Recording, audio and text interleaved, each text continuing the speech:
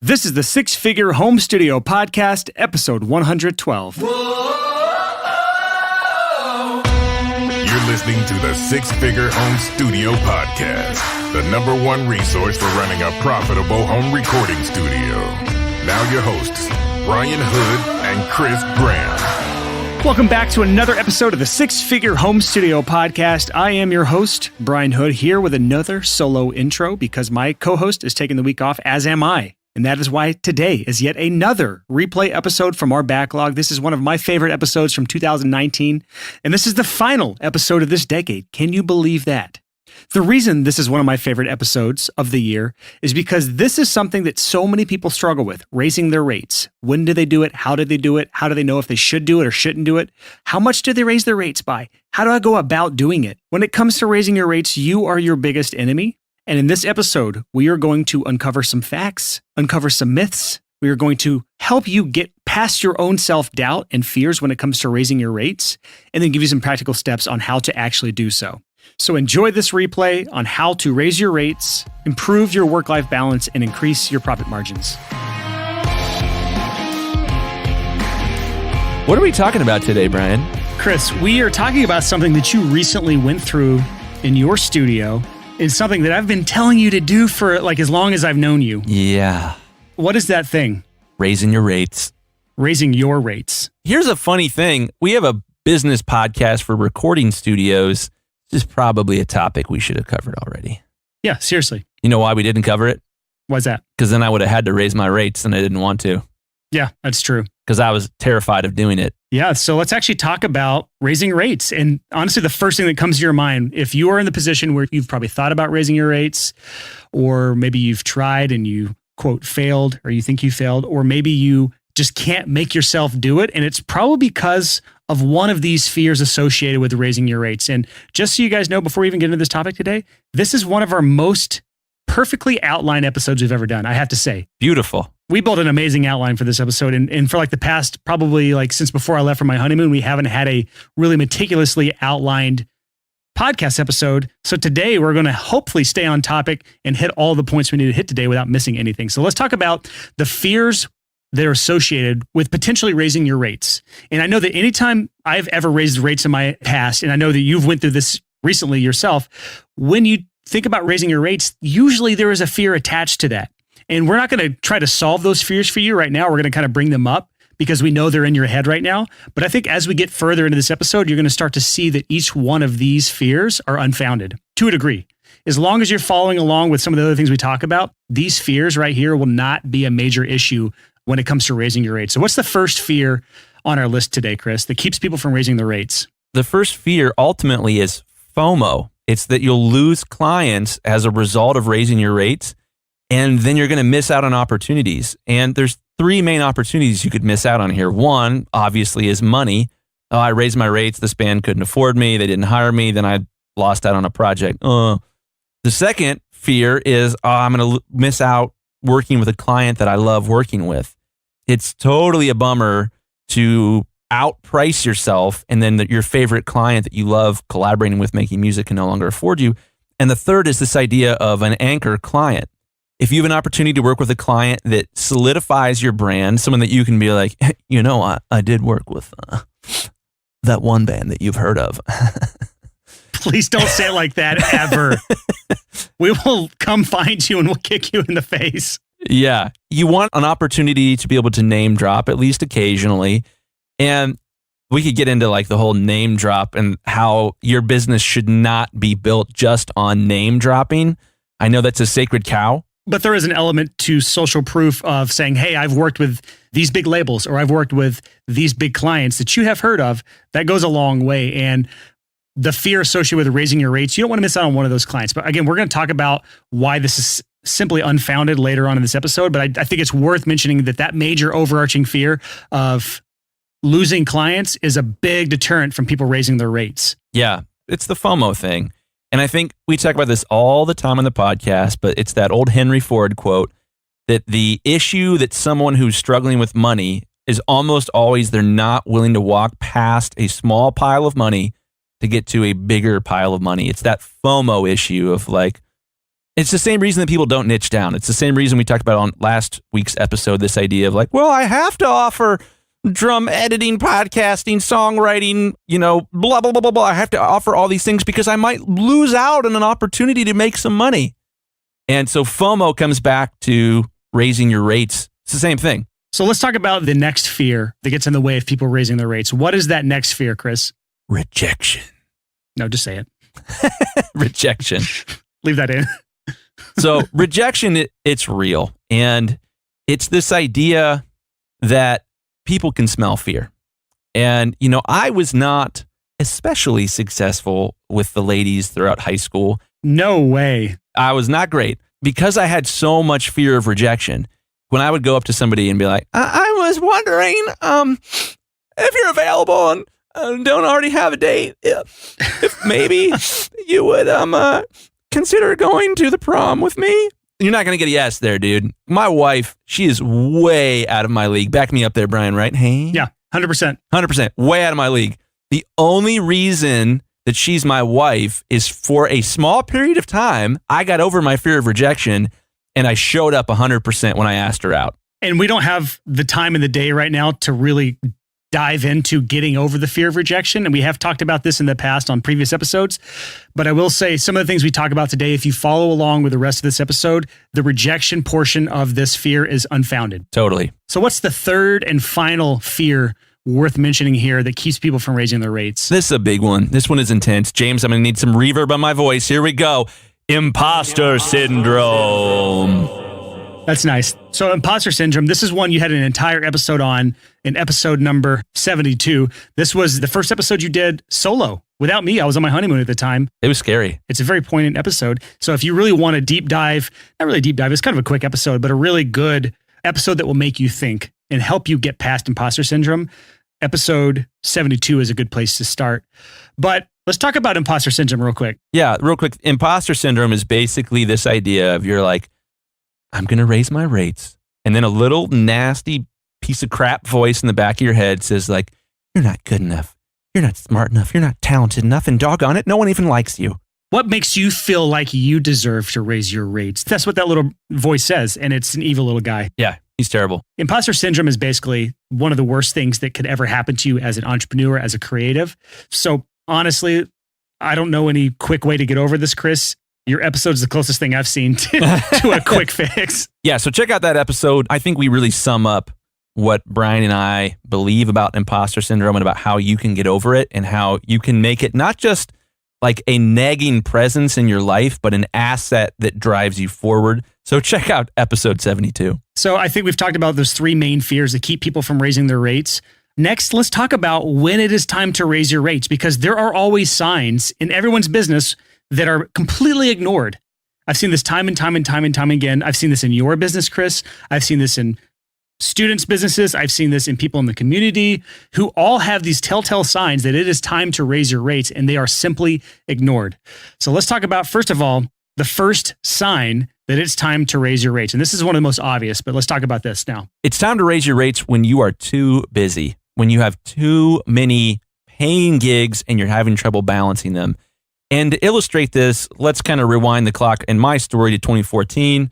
It was a big year for me. The dollar, this is weird and nerdy, but the US dollar was not especially strong right around in this time of my life. Which was an awesome time in entrepreneurs' businesses because you can get paid more in international dollars. Totally. Yeah. So what was happening was because the dollar was not particularly strong, I was getting so many international projects. There's lots of clients from Italy and from France and from Scandinavian countries, from South Africa. It was fantastic. Brazil even. And what I thought was, oh my gosh, I am so busy. I'm killing it. I am making more in a month than I made in my first year of marriage. And I'm thinking, oh my gosh, growth. At that point, I was growing at 50% per year and was like, oh, that's so exciting. I'm officially a gazelle. Any business that grows at more than 50% a year is term is a gazelle. So I was like super jacked about this. So I was like, okay, I'm going to keep my rates the same and I'm going to begin to offer more services. And we started offering a whole bunch more services in the efforts to kind of slow my work down. And it was the wrong move. at the time. It was something where, we were offering mixing services in addition to mastering, and we were offering mixing classes, and we're kind of just doing it all on the same page. And I kind of violated a lot of the stuff that we talked about last week with branding. It became a little bit less clear what I was all about, and it slowed the growth of the business down, but in a good way, in that I didn't have so much work to do. I was doing less mastering projects. We were doing a little bit more mixing projects. What's so frustrating about this to me is I look back at that time in my life and I'm like, Chris, dude, just raise your rates. You don't need an assistant. You don't need to offer more services. Just raise your rates. Well, the funniest part about the story is you're talking about back in 2014. We met in 2017, and I was telling you then to raise your rates. Yep. Slow learner right here. Yep. And here it is in 2019, and Chris Graham has just now started raising his rates. And we're going to talk about that more in a second, your story around that. But let's move on to the second sign when it is time to raise your rates. What is that second sign? Well, this one's a little harder to identify, but you need to understand that a business makes revenue. That's how much you sell in a given period. Let's call it a month. And then it has expenses. That's how much you spend. And the difference between your expenses and your revenue is your net profit. That's how much you actually take home. If you're in a position where your net profit is too small, you can get trapped in a position where your rates are too low and you have to say yes to every single project that comes your way. But each project that you take doesn't propel your business far enough forward that you're stuck. You're in this weird twilight zone of a business where your profit margins aren't big enough. You can get stuck in a spot where you have to say yes to every single project. And when you have to say yes to every project, you only get bad projects because your bad projects displace huge amounts of your time compared to awesome projects. And I've seen this trap play out in a lot of people's lives. And you see this all the time. It's usually paired with being too busy, but it's even worse than being too busy because you're too busy and you're broke. Yeah. That's really the difference here. If you were too busy and you're broke, that is a very, very, very, very dangerous place to be. Not only because it sucks being broke, I've been there, but you're also too busy to do anything about it. And then at the end of the day, when you do have a tiny sliver of time to maybe do something about it, the last thing you want to do is do anything about it because you're too damn tired at this point. So that is the trap that you can fall into, is if you don't raise your rates, you start getting busy and you haven't raised your rates to the point of sustainability, then you're just trapped in this perpetual cycle of suck. Yeah. And we've talked about this in the past, this idea of working on your business, not for your business. When you're trapped at a low rate, you have no time to work on your business, not for your business. And this is an advice buffet. That's our podcast. There's very few things we're ever going to say where we're like, this is the truth. You have to do this. And if you don't do this, you should have imposter syndrome. What are you selling the Cookie Monster right now? I don't know. I like the Cookie Monster. You have to work on your business, not for your business, some of the time. You have to schedule that. We've talked about that a million times on the podcast. When you're trapped at a low rate, you can't do that. And you have to find a way, even if that means taking on a part-time job or whatever, to have the margin where you can afford to say no. And that's the next point. When to raise your rates is when you can afford to say no. And just to clarify what Chris is talking about when he's talking about working on your business instead of working in your business, if you haven't listened to this podcast for a long time, you probably haven't heard this one before, and you probably don't know what the hell he's talking about. But what that basically means is when you are working in your business, you're simply reacting to whatever happens. It's just constantly reacting to things happening. I got a new project and I need to work on that. I got an email, I need to handle that. I got a revision request, I need to handle that. I got a payment, I need to send that file now. That's reaction mode. That's working in your business. Working on your business is where you're proactively working on things. I'm going to start building out a system in Zapier or in my email inbox so that when I get a payment, the file is automatically sent. Or it's working proactively to build out templates so that when you get emails, you can quickly send a template into your client. It's just small little things that you have to take time to do that saves you time in the long run. That is working on your business. And it's impossible to do that when you are trapped at a low rate. So back to the thing you're talking about now, when it's time to raise rates, when you can afford to say no, that is a combination of when you are too busy and you are charging good rates. That's when you are able to afford to say no. So it's essentially a lot of the same things here. A lot of these signs are very similar to each other, but just trying to drive that point into your head. If you're at a point now where you're getting enough projects to where you can say, I don't really want to work on that. I'm too busy right now. I'd rather have the time off than to have that money, which I've been at many times in my career. That is a great sign that it's time to start raising your rates. Yeah, totally. And we've talked about this before on our episode about negotiation. And we should probably do another episode on that. That's been one of our most popular episodes. And frankly, we kind of pulled that one out of our butt. We just sort of showed up and did it. Half this podcast is just pulling stuff out of our butts. That's true. That's true. I'm not going to lie. But yeah, so this idea that we talk about in the negotiation episode is that your strongest move when you're negotiating with somebody is the ability to say no. It's to show them your back is the phrase we use. When you can say, no, that doesn't work for me. I wish it did. That's my bottom dollar. That's my final offer. If it works for you guys, that'd be great. If not, I wish I could flex, but I can't. And then you basically let them know, like, it's this or we're not going to work together. If you can't do that, you cannot negotiate. You have to be able to have walk away power, as my homeboy, Andy J. Pizza, over on the Creative Pep Talk likes to say. So you have to be able to afford to say no. And when you can, you should be able to raise your rates.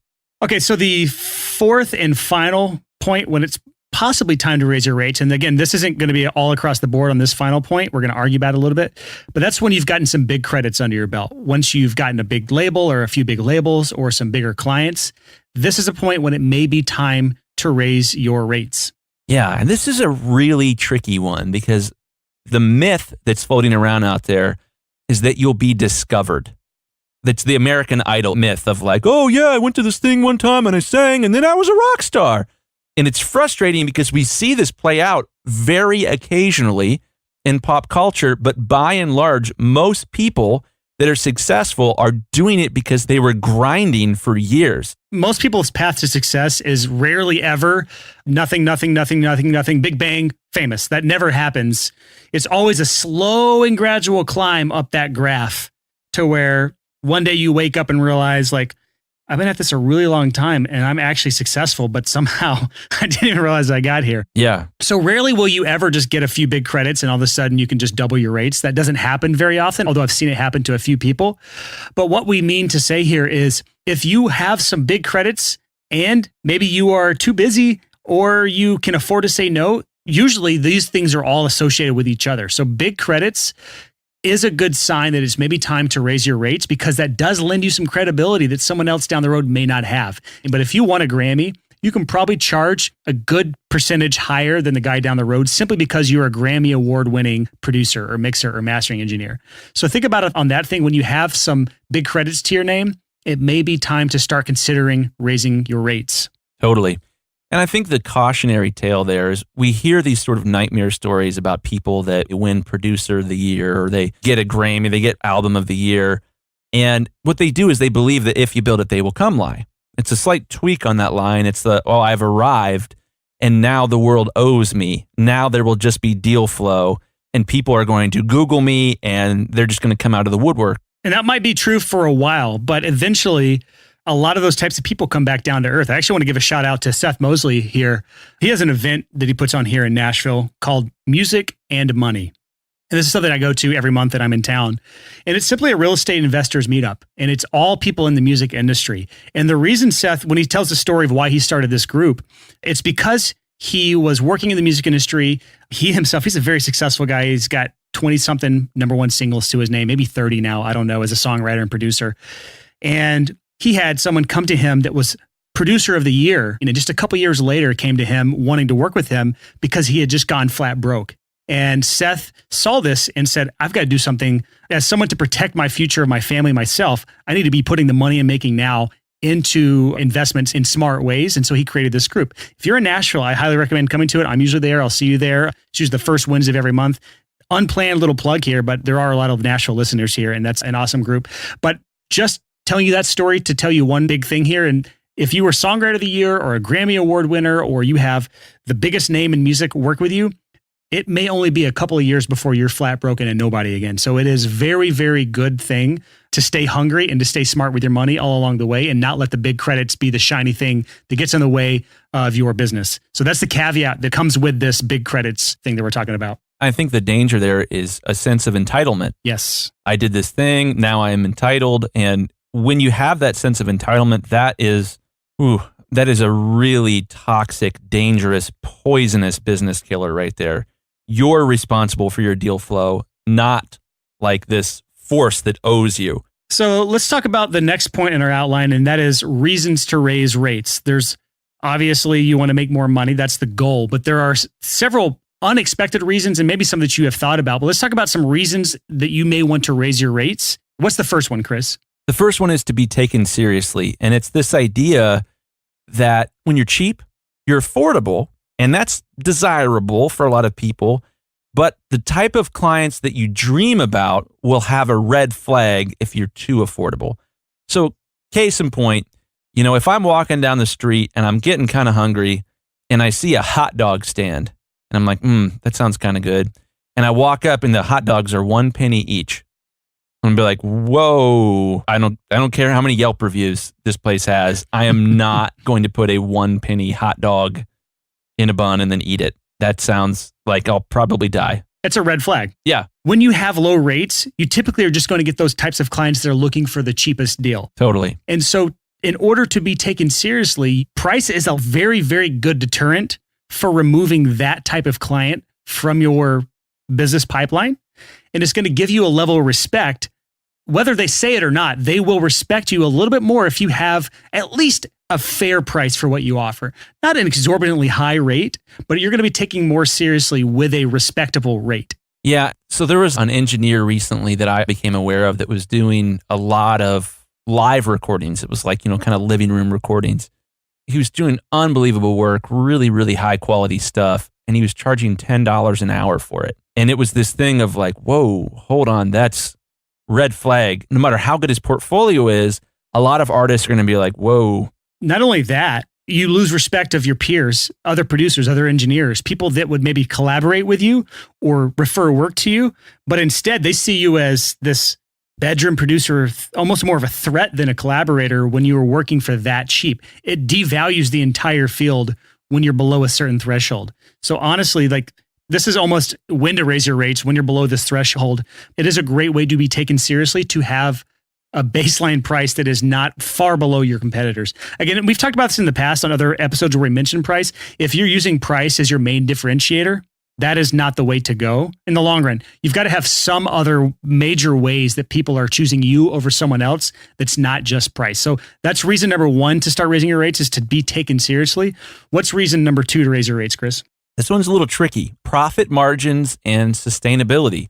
So this kind of goes back to that trapped at a low rate thing that we mentioned before.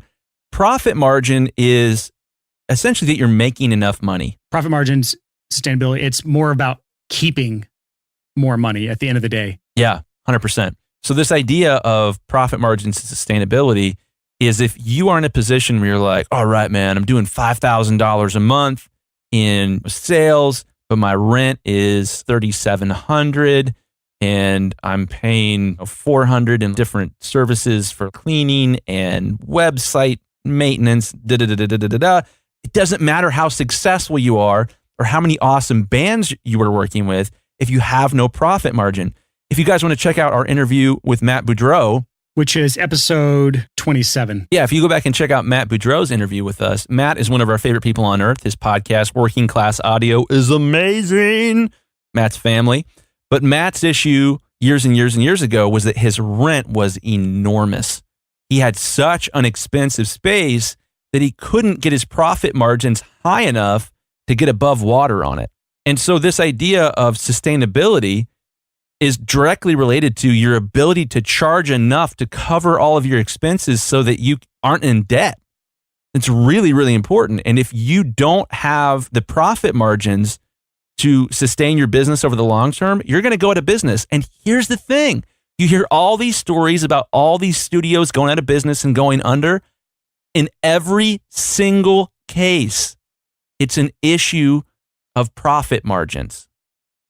Didn't matter that they worked with all these famous bands. If they weren't making enough by working with those bands, they couldn't afford to keep the doors open. Yep. And someone might argue the fact that, well, maybe they had good profit margins, but they couldn't get enough clients in the door. That's a big part of it. But I will say this, your profit margins are definitely tied to your ability to advertise. If you're not profitable enough without advertisement, you're not going to be able to afford to advertise so that you can get more clients.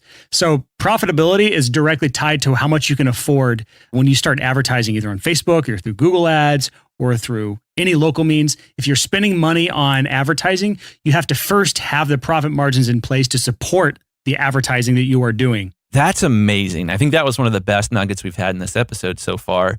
And it's interesting to think about, okay, well, if I work a 40-hour week every week, and then I'm able to cover all of my expenses through doing that, and I make, $2,000 a month after that, it doesn't make any sense to advertise because you don't have any extra supply.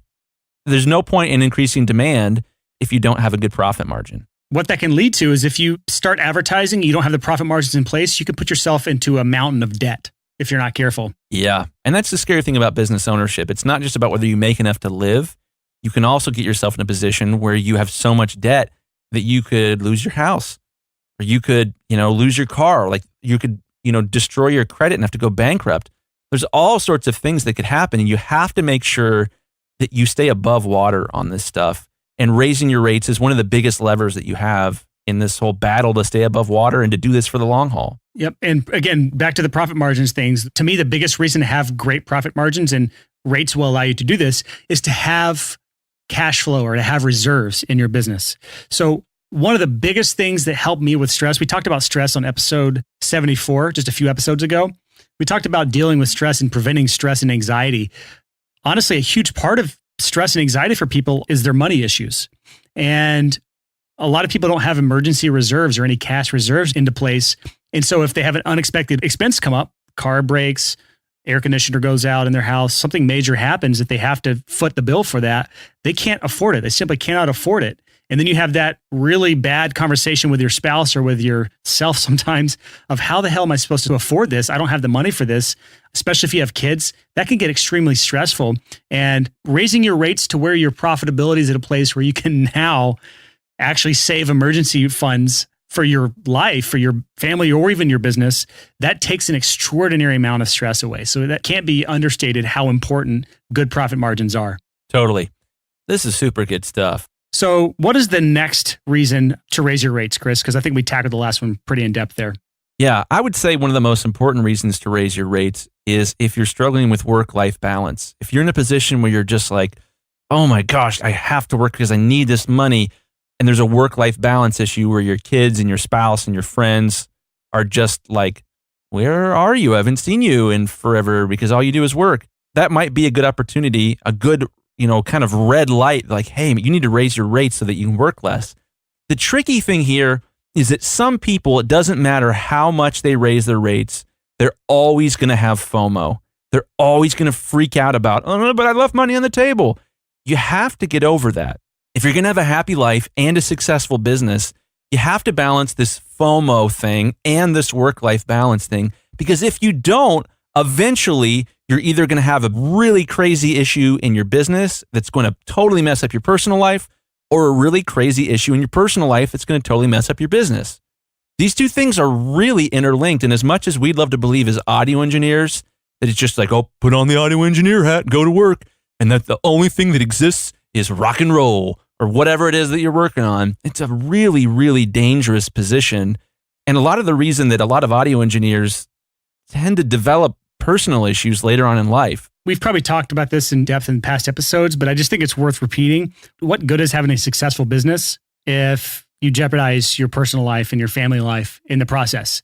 Because any stuff that happens in your personal life is going to be carried over to your professional life. Anything that happens in your professional life is going to go into your personal life. So it's best to just get both things right. And getting your rates to a sustainable point is a good way to get a better work-life balance. Well, I had a scary thought about this the other day, Brian. One of the most fun things about this podcast, our goal, I think, was like maybe a few hundred people would listen to this someday. And I think 500 might have been our goal. We're definitely north of 5,000 people listen to this podcast at this point.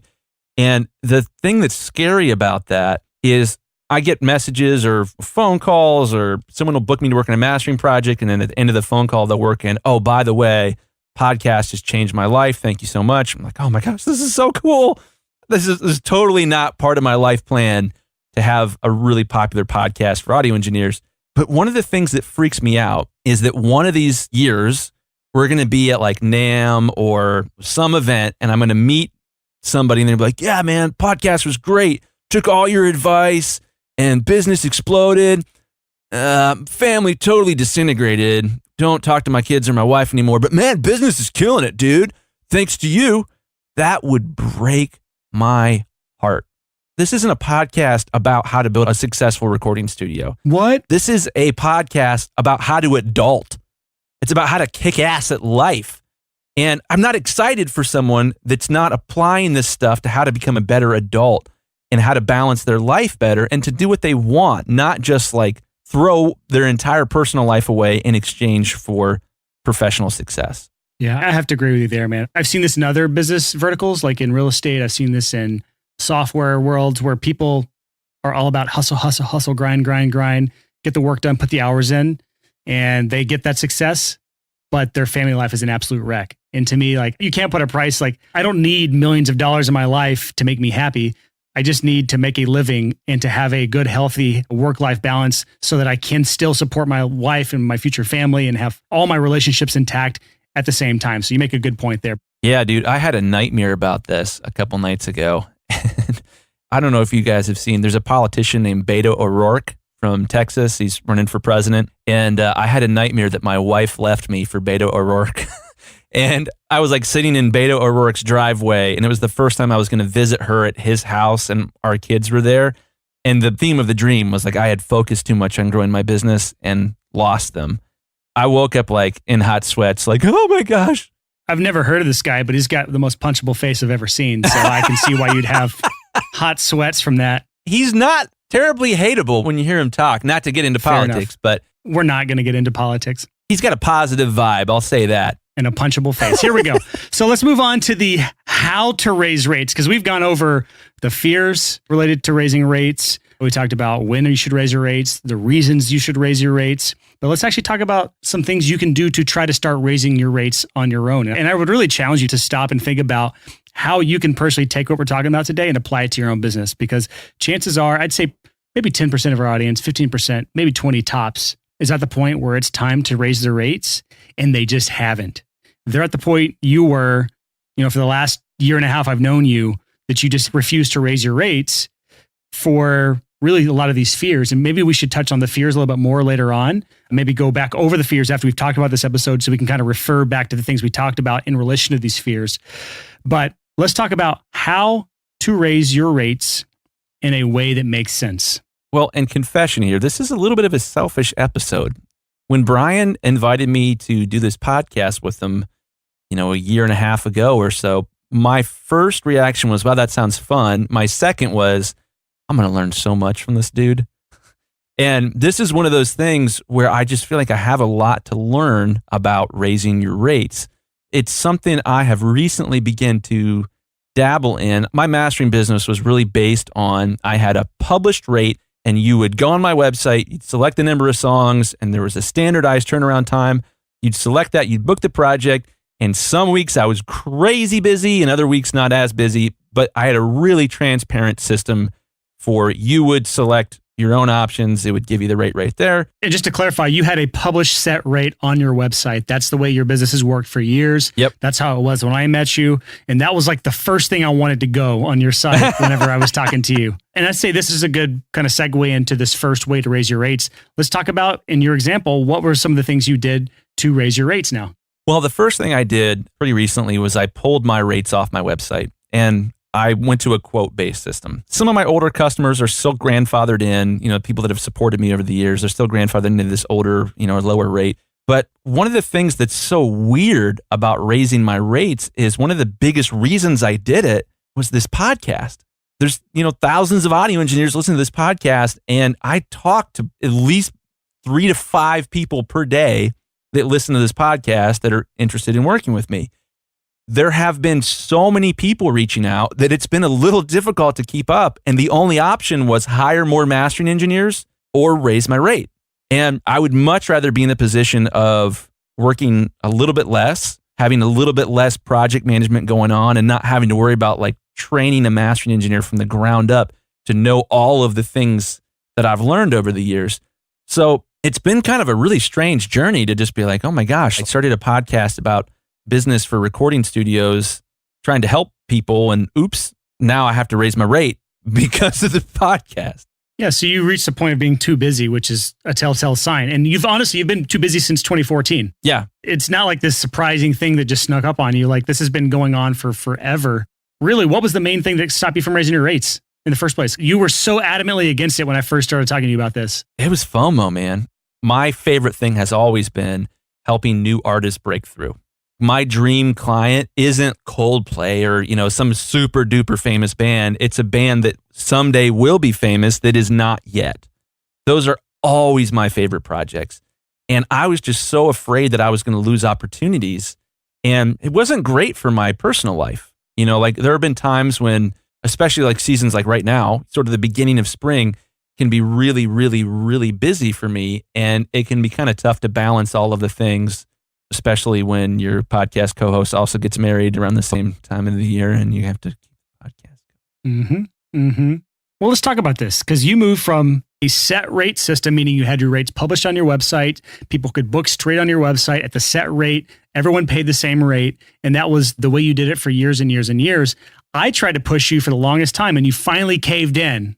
To what we call a quote-based system. And this is something that I advocate heavily to all my students. I've been pushing this for years. I've been doing this since pretty much the very get-go. I've never had published rates on my website.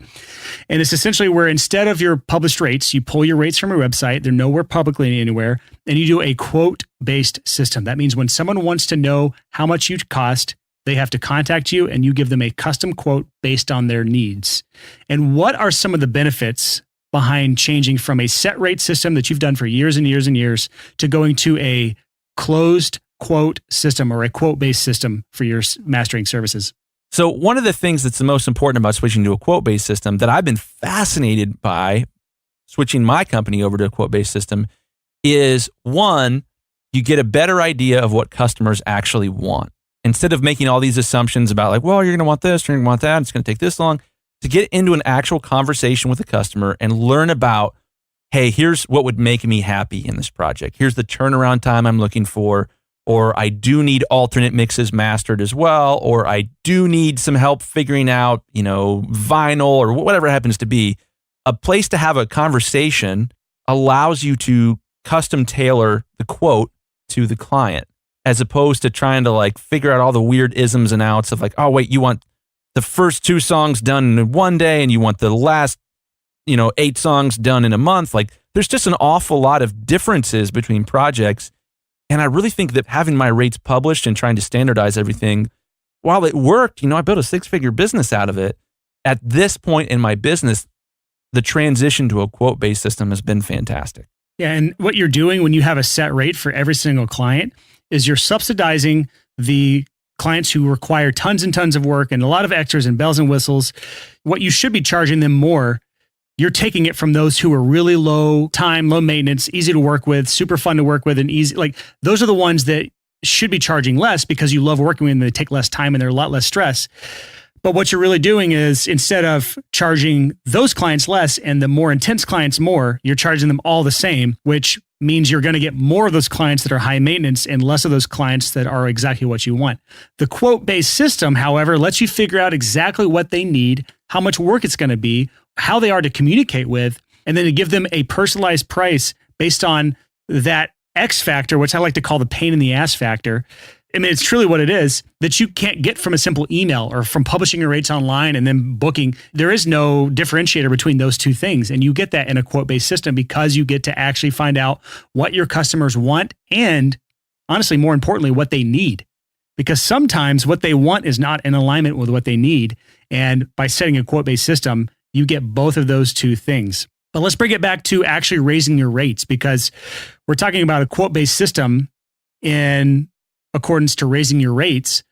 Well, let's talk about that, because when you have set rates, if you want to raise your rates, you have to simply bump your rates up on your website and hope and pray that it doesn't negatively hurt your income. With a quote-based system, it allows you to experiment with pricing. And that's the biggest thing that I've used in my life. I get to experiment with pricing and see how people react to it. Not only experiment pricing, but I also get to make pricing more elastic based on my demand at the time. Chris was talking about how some seasons he's super busy, some seasons he's a little less busy. In the seasons when you are super busy, your rates should be going up. In the seasons when you're super lax and you have a lot of free time, that's when your rates should be going down. And overall, it lets you experiment with raising more prices. And honestly, the fear of raising your prices, it takes a certain amount of confidence to go from charging $200, $300 a song up to $600 a song. And you don't get there just by doubling or tripling your rates. That's not how you do it. What you do is when you feel really comfortable, you've got your schedule booked out for the foreseeable future, 1, 2, 3 months in advance in a mixing service. Mastering service is probably a little different. When you feel like you're in a comfortable place where you can start experimenting, when you get those quote requests for a project 3, 4, 5 months down the road, you can throw them with that number that's instead of $200 a song, maybe go $250 or $300 a song. Something that's a little bit out of your comfort zone. And at that point, once you start getting more and more yeses at that price point, that's your new baseline. You don't go below that anymore. And that was how I got my prices from $100 a day to $100 a song, up to $650, $700. I've gotten up to $1,000 a song for mixing services. And I didn't just get there overnight. It was a slow and steady, gradual change based on a quote-based system. Yeah. And so there's this illustration that comes to mind. I used to lift a lot of weights when I was in high school and college. And the goal when you're lifting weights is to have the weight be just a little bit too much. You want to get to failure. You want to get to the point where you're doing bench press and you're trying to do, let's say, 5 reps, 3 sets. So your first set, you do 1, 2, 3, 4, 5, then you rest a little bit, then you do 1, 2, 3, 4, 5, then you rest a little bit. And if you go 1, 2, 3, 4, failure, then you did a great job in your workout. You know that you had the right amount of weight when you were weightlifting, because at the point of failure is where you experience the most growth. I think, and I'm so new to believing this, but I think you should always be a little uncomfortable with some of your quotes. You should say to yourself, oh gosh, that feels a little high. And I think it's at that point when you start getting no's from people that you start to figure out what you actually are worth in the marketplace. Not what you are worth as an individual, not in the, metaphysical or, philosophical. Philosophical, there it is. Thank you, Brian. But you start to figure out like what your service is, what your company is worth. So I'm a big fan of this. And so just to really talk about this a little further, quote-based system lets you really find out what you are worth in the market. Let me make a really important point here. We're not just talking about raising your rates for the sake of raising your rates, so you are the beneficiary here. All we're trying to do is help you establish what the fair market rate is for the services you offer at the quality that you offer it. And you don't get to pick this. You do set your own rates, but you are not the one who's determining whether or not they accept that rate. So you moving to a quote-based system gives you the freedom and flexibility to experiment with, is the market willing to accept this new rate or not? And if they don't, now this is not the rate that I can charge at this time with this economy, with this niche, and this services. And if they do accept this new rate at the percentage of close rates that you're used to or that you would like to see, if they do accept it, that is now the market rate that you have found that works for you. On the flip side, you may start experimenting and find that by lowering your rates, you keep your calendar more full and overall you make more money. And if you do this within reason, you're not overworking yourself, you may make more money in the long run by charging less than what you're charging right now. So having this flexibility in mind as you do a quote-based system gives you a lot more freedom to figure out how much work you want and what price you want it at. And if you need more work, you may need to lower your price. And if you want more money and a little less work, you can raise your price. And you just cannot do that with a set rate system. If someone came to your site every month or every 6 months and saw wildly different rates or 30, 40, 50% differences in your rates, twice a year, they're going to start wondering what the hell is going on. But a quote-based system gives you a little bit more flexibility to do that. Yeah, I love the ability with a quote-based system where you can give a quote to somebody. A lot of times what I've found is someone will reach out and say, oh, we need this back within 6 days. They'll just kind of throw a number out there. They just made it up. And I'll say, oh, well, that would cost this. at 6 days, and they'll be like, oh, okay, 6 days is kind of fast. I'm like, yeah, a little bit. Well, would it be less if it was slower? Yeah, that would be easier for me. Like I could fit you in a different time. And there's that elasticity there of balancing supply and demand. And at that point, like you can figure out, oh, okay, yeah, I could negotiate a little bit with you there. And that's finding what they really need versus what they think they want. Yes, bingo. So I love this. I really think that audio services, and I think that we as an industry should come together on this, that we should be a supply and demand price-based structure, kind of like gasoline. Price of gas isn't the same every day. It goes up and down. Many things in our world go up and down as there's more supply and less demand, or more demand and less supply. Your time is the same. If you have less time available, if your profit margins are decent, then you have more walk-away power. So when you get a quote, you should experiment with, well, I could make what you're asking me to do happen. It would cause some discomfort. There would be a delivery time to quality of life trade-off. So I'm going to charge a little bit more. Yeah, and if you look at the stock market, if you look at a stock, it's updating price every millisecond. Yeah. If you sat and stared at like the Robinhood app or whatever other stock trading app you use, and you watch a stock or God forbid Bitcoin, and you start looking at that number going up and down throughout the day, that's simply the result of what people value that stock at this given moment, what the market sees that stock is worth. It's the same for you as a studio owner. Your rates are going to vary like that based on the demand from the market. You just don't get to see that update in real time every millisecond. Yours is going to be a much slower, much more gradual, similar to real estate where it's a lot slower fluctuations. And until you start experimenting more, you just don't know what your services are worth until you start experimenting in there. Anything else you want to add to this, Chris, or can we move on to the next point? Well, one of the things I've been the most excited about is you preach follow-up. Oh, yeah. And you are like the follow-up king. And a quote-based system is much more compatible with follow-up than a published rate system. If you just like put it out there, oh yeah, it costs $100 a song for mixing or whatever it happens to be, someone looks at that and it's either a yes, no, or a maybe, but you have no idea who they are or what their thought was. In a quote-based system, you can at least begin a conversation. And then in the future, you might have the ability to say, hey, I have some time open. I would be willing to work for a little bit less. And then you can email them and say, hey, there's back to the email list thing that we've talked about in previous episodes. You have a chance to be able to sort of control your own supply and demand in your business rather than this totally opposite. If you build it, they will come. Like just sit back, let your passion like attract with magnetism all the customers that are obligated to work with you because you've been true to thine own self. I don't want to act like the quote-based system is the only way to go because we've had guests on the podcast that do completely different ways. I want to mention something else here. Another way you can raise your rates that's a little out of the box, but something worth mentioning. And that is changing the way you package your services. If you go back to episode 68 with Mark Eckert, he packages his services in a very unique way. Instead of a quote-based system, actually he does do a quote-based system, but this is a very clever variation of it. Instead of just simply a price for your services and that's it, instead of putting your rates online and then just booking a project and that's it, he does an interesting package where he has kind of artist development, producing, songwriting, all in a monthly recurring package. And this is extremely interesting because not only is he pairing it with the quote-based system where he can experiment with what's the value of this service, he also has this recurring income element that brings what's called the LTV or the lifetime value of a customer up overall. If you think about every single one of your customers, your repeat customers are always going to be worth more than the one and done type customers. And in Mark's business, he's packages his services in a way that instantly makes every single one of his clients a recurring client because they are working with him multiple times throughout the year and he's getting paid every single month. So don't just take our advice blindly and run with it.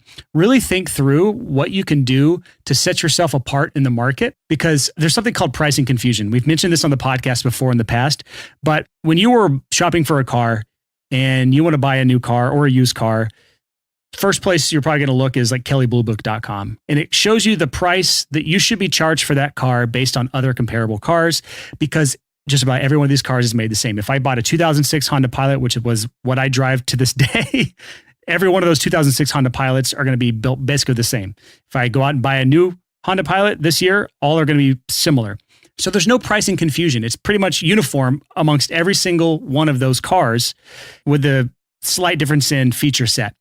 But when you make something unique that there is nothing to compare yourself to, you don't have this comparison that people are doing. They're not looking at the studio down the road that offers exact same mastering services as you because you've packaged your stuff in this interesting way that they just don't know how to really value it. And that can go both ways. It can go negatively as well if you don't do it in a way that makes sense in that person's brain.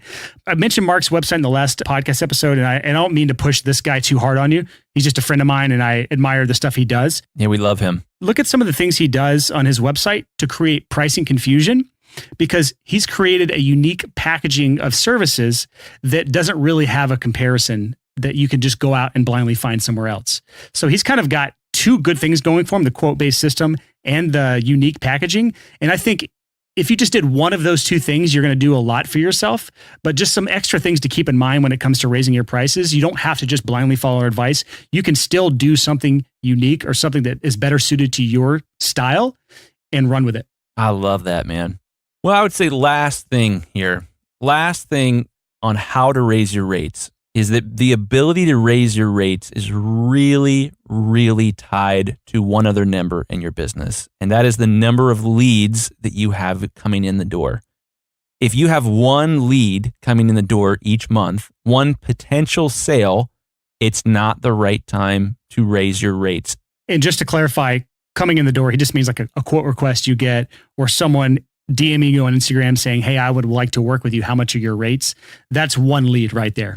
Yeah. If you're in a position where you have one lead per month, you're probably not in a good spot to raise your rates. You could really easily accidentally outprice yourself from your customers.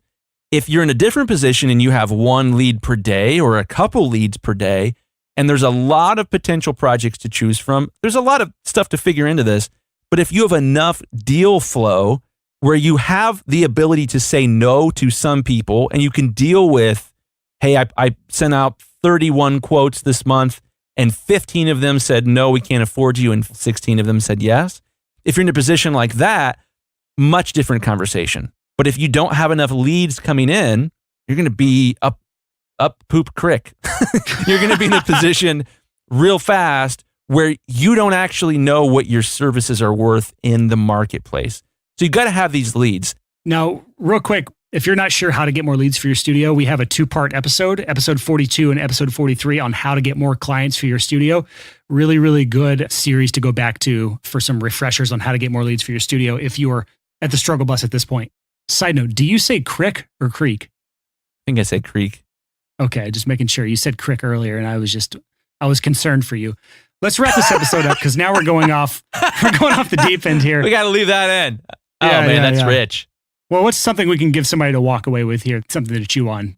Oh, I got something for them to walk away with. Your number one way that you can raise your rates, the most important thing you got to have, and this is, the thing you can walk away with from this episode is walk away power. You must have walk away power. That's the ability to say no when someone is offering you a rate that's too low. You have to be able to be in a position to say, would love to help you, but there's just, I'm sorry, that's less than what I charge. And the easiest way to do that is to communicate, is to be totally honest and say, hey, I'm so sorry. There are so many people that want to work with me at this rate that I can't go below it because it would be unfair to my other customers to give you this crazy deal that I don't give to them.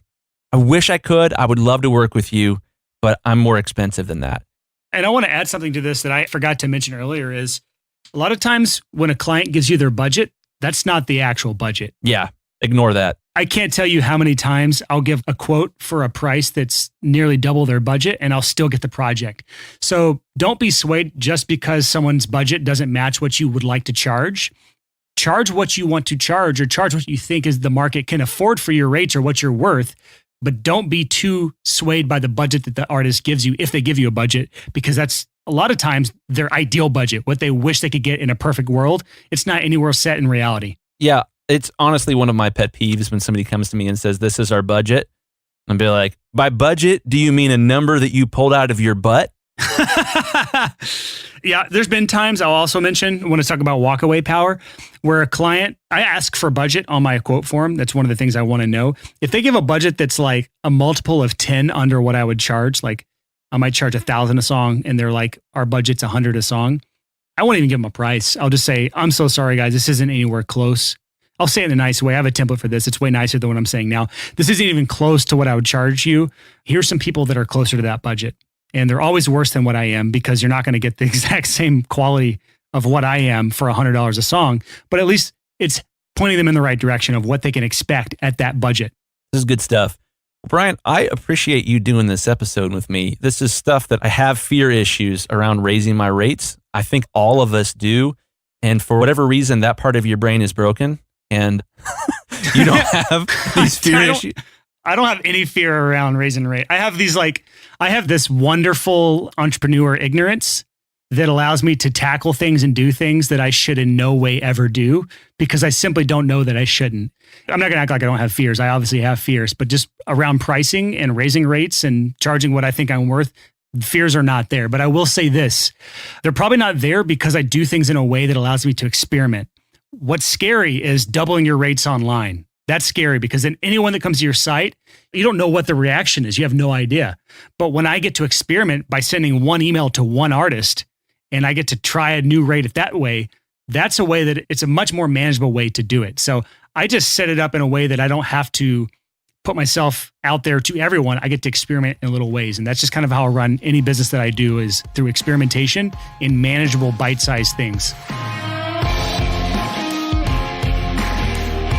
So that is it for this episode of the Six Figure Home Studio Podcast. If you have problems implementing any of the stuff we talk about today on the podcast, or if you have questions about whether you think you are ready to raise your rates, or if you should raise your rates, or if the quote-based system is right for you, or if you should do some sort of unique packaging, come join our Facebook community. It is free. It is on Facebook, the Six Figure Home Studio community, or you can just go to thesixfigurehomestudio.com/community. And you can apply to join our free community on Facebook. All you have to do is answer a few questions so we don't get a bunch of spammers in there. And we have a really healthy community. There's tons of posts every day. There's over 5,000 people in there now. Everyone's sharing with each other, helping each other out, answering questions, posing interesting things to think about. I'm in there interacting. Every single one of our podcast listeners should be in there, especially if you are trying to implement the stuff we talk about on this podcast, because you will inevitably hit roadblocks. And when you hit those roadblocks, it's good to have a community that will surround you and help lift you up. So go do that right now. Like literally right now, unless you're driving or something stupid. Go join our community. And next week, we will have another episode live at 6 a.m. bright and early Tuesday morning, as always.